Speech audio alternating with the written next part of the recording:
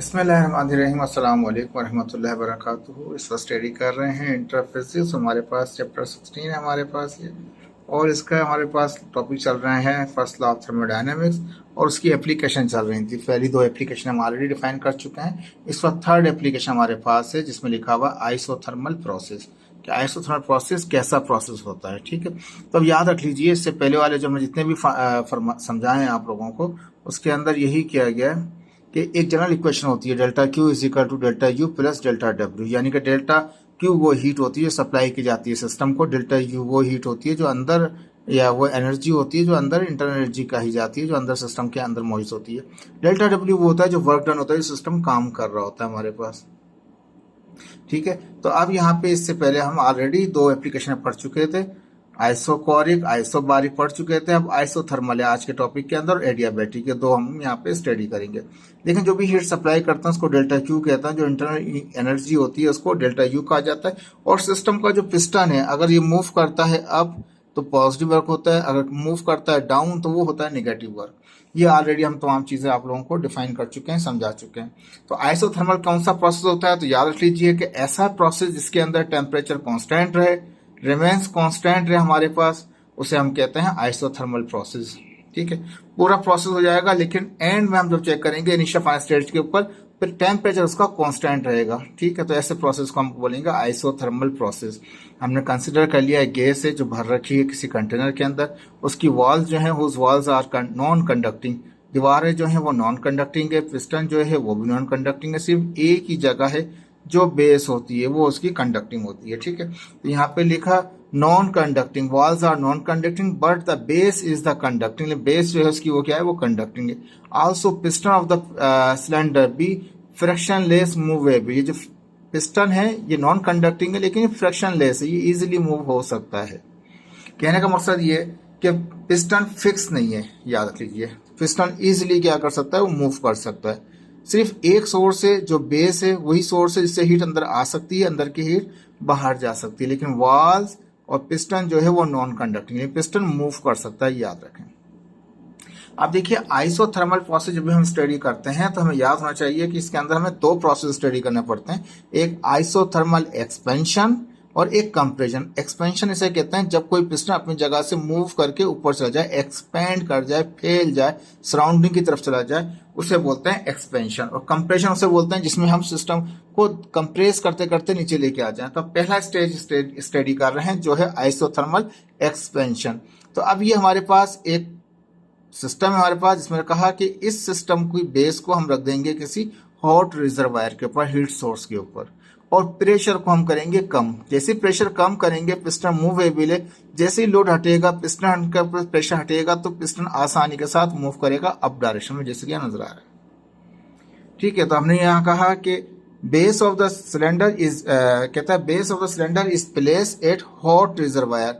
जो बेस है उसको किस पे रख दिया, हॉट रिजर्वायर पे रखा हुआ है एट टेम्परेचर T1, जिसका टेम्परेचर क्या है वो T1। Now reduce the pressure from P1 to P2।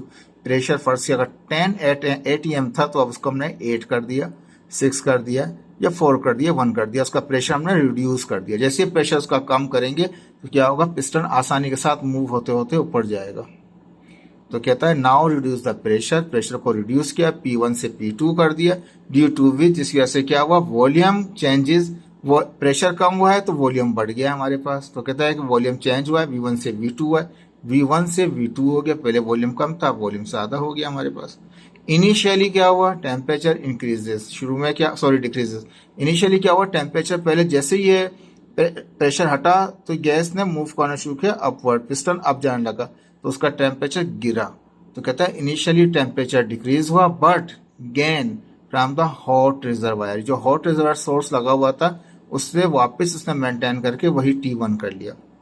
ये अंडरस्टूड बात है, जब भी कोई गैस एक्सपेंड करेगी तो उसका प्रेशर जो है वो जाहिर बात है कम हो रहा होगा और टेम्परेचर भी उसका कम हो रहा होगा, वॉल्यूम बढ़ रहा होगा। तो टेम्परेचर कम तो हुआ लेकिन उसने सोर्स डेल्टा क्यू से हीट ली और अपना टेम्परेचर को मेंटेन कर लिया। वही जो पहले V1 एरिया के अंदर T1 था वही टेम्परेचर V2 एरिया के अंदर भी T1 ही रहा, चेंज नहीं हुआ। यानी कि तो हमने कहा कि इसने गेन कर दिया, gain from the hot reservoir to maintain same temperature T1 को मेंटेन रखा, मींस कांस्टेंट द टेम्परेचर, इसका मतलब ये हुआ टेम्परेचर आपका कांस्टेंट रहा, but work has done by the system, system से बाय द सिस्टम मतलब होता है positive work towards the surrounding, तो वर्क क्या होगा पी डेल्टा वी होगा। ठीक है, आसान सा टॉपिक है ये, मुश्किल नहीं है। यानी कहा ये कि टेम्परेचर उसने मेंटेन रख लिया लेकिन पिस्टन मूव हुआ है, तो हमने कहा उसने कुछ काम किया जिसको डेल्टा डब्ल्यू कहते हैं, जो कि कांस्टेंट यानी कि प्रेशर होता है आपके पास और वी डेल्टा वी होता है। लेकिन यहाँ पे प्रेशर कांस्टेंट नहीं है, प्रेशर चेंज है। मैं इसको थोड़ा सा चेंज, ठीक है जी, मैंने इसको चेंज कर लिया। यहाँ पे मैंने कहा कि वर्क डन हुआ है, सिस्टम ने काम किया जब मूव हुआ है, डेल्टा डब्ल्यू उसने काम किया है। Hence due to same temperature, temperature अगर सेम रहे और कुछ काम हो तो क्या होता है हमारे पास जो वर्क होता है वो पॉजिटिव हो रहा है यहाँ पे। और कहता है change in inter energy equal to zero, कहता है काम तो हुआ था लेकिन टेम्परेचर उसका सिस्टम का मेंटेन रहा। सिस्टम का अगर टेम्परेचर मेंटेन रहे तो कहा जाता है इंटर एनर्जी का जो चेंज था, चेंज इन इंटर एनर्जी में जो तब्दीली आनी थी वो नहीं आ सकी, वो जीरो है। डेल्टा यू क्या हो गया, जो इंटरनल एनर्जी चेंज होनी थी, यानी कि जो भी हीट सप्लाई हुई उसने वर्क तो करा दिया लेकिन इंटरनल एनर्जी को चेंज नहीं किया क्योंकि टेम्परेचर वही मेंटेन रहा T1 पे। किस पे, एक्सपेंशन के ऊपर। यहाँ लिखा हुआ है Q जो है वो ज्यादा होगा जीरो से, Q की वैल्यू ज्यादा होगी जीरो से, और वर्क भी क्या होगा पॉजिटिव होगा, निगेटिव नहीं होगा, याद रख लीजिए इस बात को। अब डेल्टा यू जीरो हो चुका है क्योंकि टेम्परेचर मेंटेन था। अगर टेम्परेचर मेंटेन है तो इंटरनल एनर्जी में कोई चेंजिंग नहीं हुई। According to first law of thermodynamics कहते हैं डेल्टा क्यू बराबर होता है delta U plus delta W के। डेल्टा यू तो चेंज हो नहीं सका, टेम्परेचर सेम ही रहा, तो डेल्टा यू क्या हो गया जीरो हो गया। डेल्टा क्यू बराबर हो गया डेल्टा डब्ल्यू के, जितनी भी हीट सप्लाई की सारी हीट ने वर्क करा दिया। एक क्वेश्चन 3 शो करती है कि ऑन एक्सपेंशन, कौन सा वाला एक्सपेंशन है कि वो एक्सपेंड करके अब चला गया था हमारे पास। तो कहते हैं on expansion, expansion the total heat supply to the system is used to do the work by the system, जितनी भी हमने हीट सप्लाई की सारी हीट ने वर्क करा दिया इसने। ये एक्सपेंशन केस है आइसोथर्मली, टेम्परेचर कांस्टेंट। अब दूसरा केस आ गया जिसके अंदर हमने कहा कि वो जो है, ठीक है जी, अब दूसरा जो केस आ गया वो आइसो कंप्रेशन आ गया हमारे पास। वही पिस्टन है हमारे पास लेकिन अब पिस्टन ऊपर पोजीशन के ऊपर है, लेकिन इस पर हम क्या करेंगे, ऊपर से प्रेशर बढ़ाते जाएंगे। जैसे जैसे प्रेशर बढ़ाते जाएंगे इसका वॉल्यूम कम होता जाएगा, अंदर का टेम्परेचर इसका बढ़ेगा, लेकिन क्या होगा वो बताएंगे भी आपको बात। वॉल्यूम चेंज हो जाएगा, V1 से V2 हो जाएगा, प्रेशर P1 से P2 हो जाएगा। तो जब कंप्रेस करना कहते हैं, जब कंप्रेस करेंगे तो पिस्टन नीचे आना शुरू हो जाएगा। ठीक है, जब भी ये वर्क होता है निगेटिव हमेशा, तो क्यू जो होगा वो क्या होगी, क्यू की वैल्यू जीरो से कम हो जाएगी, वर्क भी क्या होगा लेस देन जीरो होगा, यानी निगेटिव होगा वर्क। ठीक, तो कहा कि बेस ऑफ द सिलेंडर, कहता है कि base of cylinder is place at normal surrounding. अब जो बेस है उसको रख दिया एक नॉर्मल सराउंडिंग के ऊपर। पहले जो थी वो एक हॉट रिजर्वायर पे थी, किसपे, एक्सपेंशन वाले में। कंप्रेशन में कहाँ रख दिया उसको, नॉर्मल सराउंडिंग रख दिया। Now increase the pressure from P1 to P2, pressure बढ़ाया P1 से P2। जैसे ही प्रेशर बढ़ाना शुरू किया तो वो वॉल्यूम कम हो गया उसका, due to which volume change हुआ V1 से V2। पहले वॉल्यूम ज्यादा था, वॉल्यूम कम हो गया, तो V1 से वॉल्यूम V2 हो गया। इनिशियली टेम्परेचर इंक्रीज, जाहिर बात है जब गैस कंप्रेस होनी शुरू होती है तो क्या होता है, मॉलिक्यूल तेजी के साथ टकरा रहे होते हैं, प्रेशर तो बढ़ रहा होता है लेकिन टेम्परेचर ही बढ़ रहा होता है। तो कहता है इनिशियली टेम्परेचर इंक्रीज होता है, but this increase in temperature loss to the, यानी कि हीट की फॉर्म में लॉस करेगा to the surrounding to maintain the same temperature. वही T1 वापस मेंटेन हो गया, लेकिन जो भी टेम्परेचर ज्यादा हुआ तो उसने हीट की फॉर्म में एनर्जी को सिस्टम से बाहर निकाल दिया थ्रू बेस। किसके जरिए निकाला, वो बेस के जरिए निकाला। दोबारा पढ़ देता हूँ, इनिशियली टेम्परेचर इंक्रीज हुआ, जैसे कंप्रेस करते गए वॉल्यूम कम होता गया, टेम्परेचर बढ़ा, but this increase in temperature lost to the surrounding, यानी कि लॉस्ट हुआ सराउंडिंग में in the form of heat and to maintain same temperature T1। वही वापस जो T1 था वो T1 को वापस मेंटेन कर लिया। Means constant the temperature, temperature वही कांस्टेंट रहा T1 से T2, हीट की फॉर्म में। टेम्परेचर ज्यादा जो हुआ था वो हीट की फॉर्म में सिस्टम से बाहर निकल गया। ठीक है, but that work has been done on the system, system के ऊपर वर्क हो गया। जब ऊपर होता है तो वो निगेटिव वर्क लाता है हमारे पास। नाउ कहता है कि टेम्परेचर मेंटेन रहा तो डेल्टा यू तो जीरो ही कहलाएगा उसका, चाहे एक्सपेंशन हो चाहे कंप्रेशन हो। टेम्परेचर मेंटेन है, T1 सेम रहा है, इसका मतलब इंटर एनर्जी में कोई भी चेंजिंग नहीं हुई, तो डेल्टा यू हो गया जीरो। फर्स्ट लॉ कहता है डेल्टा क्यू बराबर delta U plus delta W के। डेल्टा क्यू क्या है, वो सिस्टम से हीट बाहर गई है, सिस्टम से। आप एरो से बना लीजिएगा ऐसे करके और ऐसे बना लीजिएगा, जब नोट्स आपको मिल जाएंगे तो क्या होगा, सिस्टम से बाहर गई है तो वो हीट क्या हो गई, माइनस की हो गई। चेंज इन एनर्जी हो नहीं सका क्योंकि T मेंटेन रहा, डेल्टा यू जीरो हो गया। वर्क क्या हुआ, ऑन द सिस्टम हुआ नीचे की तरफ, तो वो क्या हो गया, वो माइनस का। यानी कि दो काम हुए यहाँ पे, हीट भी निगेटिव हो गई, सिस्टम से बाहर चली गई, और वर्क भी निगेटिव हो गया, सिस्टम के ऊपर काम हो गया। ठीक है, इसको इक्वेशन 4 कहा मैंने। इक्वेशन 4 जो है शो करती है किसको, कंप्रेशन को शो करती है। गैस के work is done on the system, system के अपने ऊपर काम हो गया। तो ये वर्क की जो थोड़ी सी है इसको चेंज कर लेता हूँ यहाँ पे, क्योंकि ये कांस्टेंट वाले इसमें रखी जाती है यहाँ पास। ठीक है जी, सेव हो गया। तो वर्क तो काम हुआ है लेकिन सिस्टम के ऊपर हुआ है। Heat flow from system to the surrounding minus Q, तो वर्क भी निगेटिव हुआ है। यहाँ पे लिखा नहीं, चाहे तो यहाँ लिख सकते हैं हम यहाँ पे,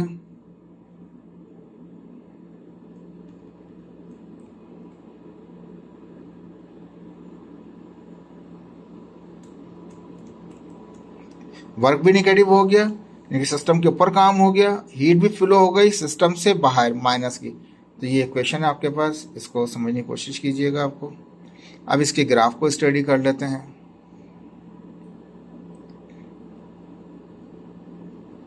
ठीक है, ग्राफ ऑफ आइसोथर्मल, इसमें एक्सपेंशन भी है कंप्रेशन भी है, दोनों को मैंने एक साथ दिखाया हुआ यहाँ पे।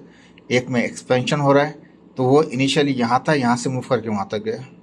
कंप्रेशन में क्या हुआ, वो इनिशियली यहाँ था, अब यहाँ से वहाँ गया। तो क्या होता है, जैसे ही जब आप एक्सपेंड करते हैं तो प्रेशर कम करना पड़ता है आपको, और वॉल्यूम जो पहले यहाँ था इतना था, अब वॉल्यूम इतना हो गया, वॉल्यूम बढ़ गया हमारे पास। जितनी भी हीट सप्लाई की उसने सारे के सारे वर्क में इस्तेमाल हो गई।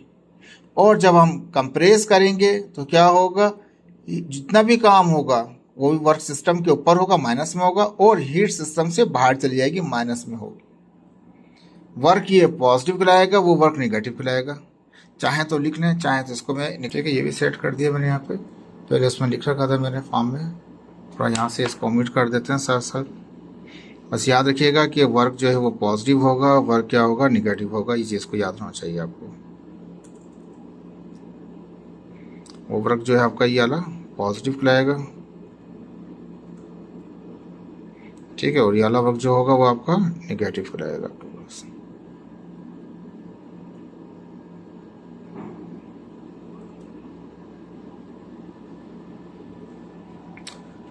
तो कहा मैंने एक्सपेंशन में क्या हुआ, वर्क तो हुआ बाय द सिस्टम, सिस्टम से वर्क हुआ सराउंडिंग की तरफ, बाहर की तरफ हुआ, वॉल्यूम बढ़ गया। वॉल्यूम बढ़ता है तो एक्सपेंशन होता है हमारे पास। ठीक है, जितनी भी हीट सप्लाई की सब ने काम करा लिया। जब कंप्रेशन किया और ये वर्क जो था पॉजिटिव था हमारे पास, वॉल्यूम बढ़ गया था, इंक्रीज हो गया था, इंक्रीज था वॉल्यूम, वॉल्यूम यहाँ से यहाँ तक आ गया। कंप्रेशन में क्या हुआ, work is done on the system, system के ऊपर हो गया, कंप्रेस हो गया, वॉल्यूम यहाँ से आते आते यहाँ तक आ गया, कम हो गया। तो वर्क क्या हुआ, वो निगेटिव हो गया, means decrease the volume, volume भी कम हो गया। हीट फ्लो हुई आपके पास यहाँ पे, हीट फ्लो हुई कहाँ से, सिस्टम से सराउंडिंग की तरफ, तो डेल्टा क्यू भी क्या हो गया, वो भी माइनस हो गया, वर्क भी निगेटिव हो गया, डेल्टा क्यू भी निगेटिव हो गया। ये था आपके पास दो केस था, आइसोथर्मल वाला जिसमें एक्सपेंशन भी था और कंप्रेशन भी था। अब इसके बाद लास्ट इसकी एप्लीकेशन आ रही है, चौथी एप्लीकेशन, जिसको हम एडियाबैटिक प्रोसेस कहते हैं। ऐसा थर्मोडायनामिक्स का प्रोसेस जिसमें neither heat inter nor leave the system, ना तो सिस्टम के अंदर हीट आती है ना अंदर से बाहर जाती है, उसको हम कहते हैं एडियाबैटिक प्रोसेस कहते हैं उसको। अब कंसिडर कर लिया कि एक गैस है जिसको फिल किया गया सिलेंडर के अंदर, उसकी walls pistons are non conducting, जो दीवारें हैं, बेस है, वॉल्स भी, बेस भी और पिस्टन भी, यानी कि नीचे का जो बेस है, दीवारें, वॉल्स और पिस्टन जो आप पे, तीनों चीज़ें क्या नॉन कंडक्टिंग है। ना तो अंदर हीट बेस से आएगी, ना वॉल से आएगी, ना पिस्टन के जरिए आएगी, कहीं से भी कोई हीट आने का चांस नहीं है, और ना ही अंदर की हीट बाहर जाएगी। But the piston be frictionless movable, piston move कर सकता है up and down as shown in the figure. देखिए यहाँ पे दिखाया है इसका। अब इसके भी दो केस कर दिए हैं, एक एक्सपेंशन वाला और एक कर दिया कंप्रेशन वाला हमने यहाँ पे। ठीक है जी, अब यहाँ पे एडियाबैटिक प्रोसेस है हमारे पास।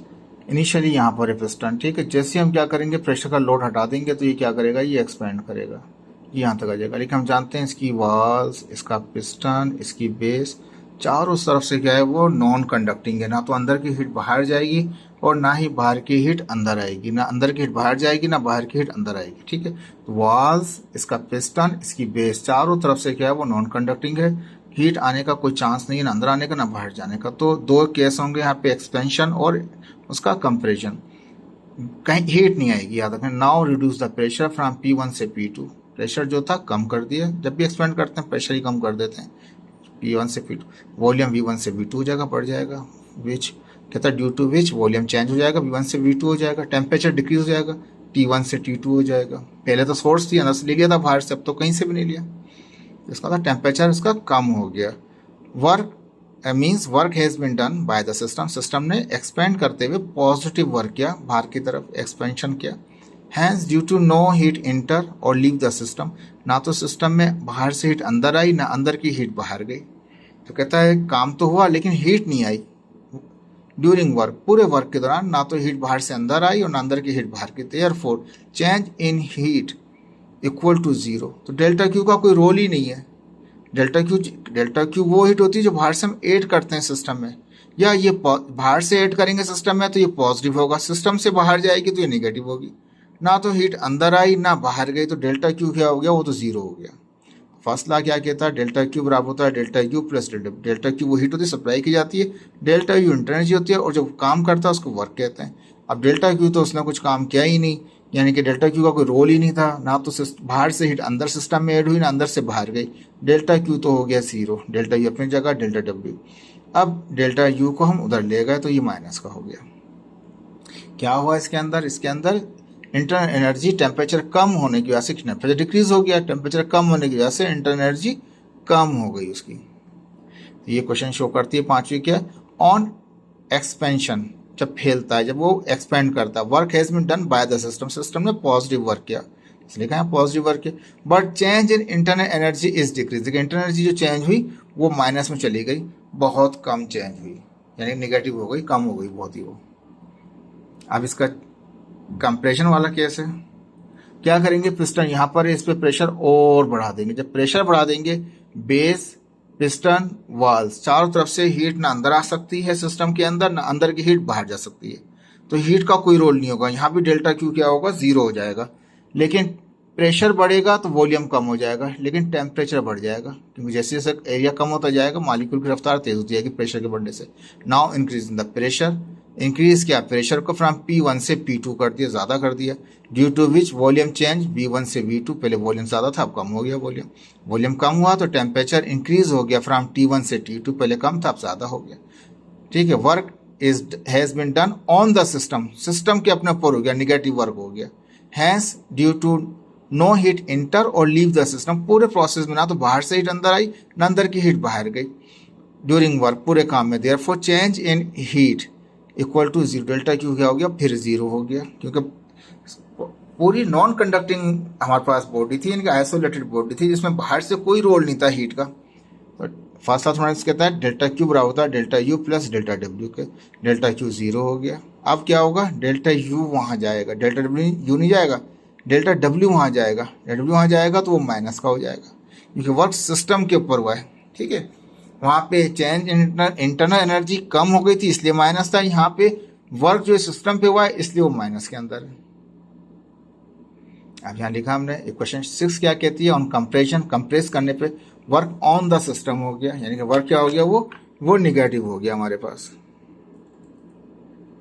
वर्क हो गया negative. But change in internal energy increase, जो उसकी इंटरनल एनर्जी इंक्रीज होनी थी वो ज्यादा हो गई, डेल्टा यू पॉजिटिव होगा लेकिन डेल्टा डब्ल्यू निगेटिव होगा। इस वक्त याद रखेंगे, दोनों कंपेरिजन, दोनों ही क्वेश्चन दे सकता है पेपर के अंदर, एमसीक्यूज में, एंट्री टेस्ट के अंदर। कहता है अगर दोनों दे दे और पूछे कि ये वाली यानी कौन सी इक्वेशन जो है वो एक्सपेंशन की है एडियाबेटिक की, तो बच्चे घबरा जाएंगे कि यार -1 यहाँ पर, एक माइनस यहाँ पर है। तो एक्सपेंशन वाले में याद रखिए इंटरनल एनर्जी कम हो गई थी, और कंप्रेशन वाले में वर्क निगेटिव था तो इसलिए वर्क वाला निगेटिव होगा।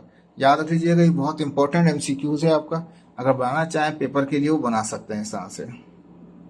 अब आ गया इसका ग्राफ, तो ग्राफ हमने यहाँ पे दिखाया कि ये हमारे पास एक्सपेंशन का है, 1 से 2 की तरफ जाएंगे तो वॉल्यूम कम था, वॉल्यूम बढ़ गया, एक्सपेंड करके। डेल्टा डब्ल्यू होता है माइनस डेल्टा यू के, वर्क तो पॉजिटिव होता है क्योंकि एक्सपेंड हो गया, बढ़ गया वॉल्यूम बढ़ गया, वर्क पॉजिटिव, लेकिन उसके बढ़ने से टेम्परेचर उसका कम हो गया। पहले क्या था, P1 V1 T1 था, फिर P2 V2 T2, प्रेशर कम हो गया, वॉल्यूम बढ़ गया, टेम्परेचर कम हुआ तो इंटरनल एनर्जी कम हो गई, माइनस में हो गई। यहाँ पे यही लिखा है, in expansion process work is done by the system, positive है, that is positive, work positive है, means increase the volume, volume बढ़ा है, but decrease the change in inter energy, inter energy इतनी चेंज हुई कि वो जीरो से भी कम हो गई, माइनस में चली गई। ठीक है, अब कंपेरिजन आ गया, वन यहाँ था, यहाँ से टू पे गए, तो क्या हुआ, वॉल्यूम आहिस्ता आहिस्ता कम करते करते इतना कर दिया वॉल्यूम, प्रेशर बढ़ गया बेशक, लेकिन वॉल्यूम कम हो गया आपका। तो क्या हुआ, टेम्परेचर T1 कम था, T2 ज्यादा हो गया temperature, work on the system हो गया तो वर्क नेगेटिव हो गया, इंटर एनर्जी बढ़ गई। In compression process work is done on the system, system पे काम हुआ, that is work is negative, work negative हुआ, means decrease the volume, volume कम हो गया आपका, but increase the change in inter energy, कहता है इंटर एनर्जी जो था वो बढ़ गई इसकी। देखें ये दोनों केसेस हो गए आपके। एमसीक्यूज किसी भी किस्म का आपका बन सकता है यहाँ पे एडियाबेटिक के हिसाब से। यहाँ पे देख लीजिए, इसमें देख लें आप कि वो किसमें पॉजिटिव है किसमें निगेटिव है। ये थर्मल का दिखा रखा है हमने, कंपेरिजन का और उसका, दोनों ही पॉजिटिव नजर आ रहे हैं, दोनों ही निगेटिव नजर आ रहे हैं हमारे पास। एक यहाँ पास एक्सपेंशन है, ये कंप्रेशन है, तो कोई भी सवाल बन सकता है एंट्री टेस्ट के अंदर। तो इसको थोड़ा तवज्जो से देखिए, इस सवालों को, चारों एप्लीकेशनों को, बहुत इंपॉर्टेंट है, लेंथी जरूर है, लेकिन पेपर के अंदर फर्स्ट लॉ के साथ कोई एक या दो आएंगे इसके अंदर, इसलिए इतनी प्रैक्टिस कर लीजिए इसकी कि आप बहुत कम टाइम में इसको लिख लें, और डायग्राम बनाने की कोशिश कीजिएगा पेंसिल से इस तरह से। Thank you so much, Allah Hafiz. Share भी कीजिए, लाइक भी कीजिए और सब्सक्राइब भी करें।